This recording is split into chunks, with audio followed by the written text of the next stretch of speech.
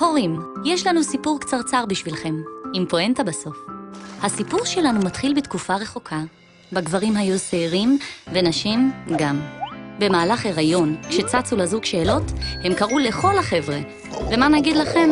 לא יצא מזה יותר מדי. בימי הביניים, כשהילד הצטנן, מיד חיפשו ההורים המלצה לרופא הטוב ביותר. שנות ה-60 היו שנים של שיתוף והבנה. ובכל זאת, כשהורה הראה תמונה של המתוק שלו עומד בפעם הראשונה, הוא לא הרגיש שמישהו באמת מבין את ההתרגשות.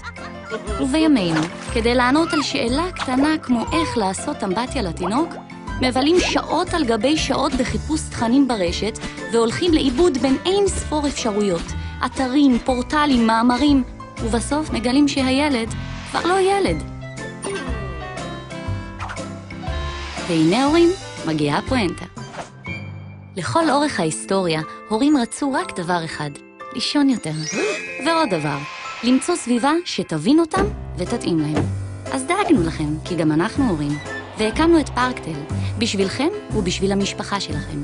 יצרנו עבורכם ספרייה מלאה בתכנים שמותאמים לכם באופן אישי, לפי הגדרות הפרופיל, כדי שתקבלו מידע על כל נושא שתבחרו, בקלות ובמהירות. תוכלו גם לאסוף ולשמור רגעים, לא משנה איזה, ואנחנו מבטיחים לכם שמי שתבחרו לשתף בהם יבין את ההתרגשות שלכם. בפארקטל אתם בוחרים עם מי לבלות, משפחה, חברים, מכרים או הורים כמוכם. תוכלו לשתף אחד את השני, לדבר, להתעדכן, לקבל עצות ולתת כמה משלכם. וזה כל העניין, יש מקום שהוא רק בשבילכם, הורים. אז כנסו לפארקטל.com, וכל השאר, היסטוריה.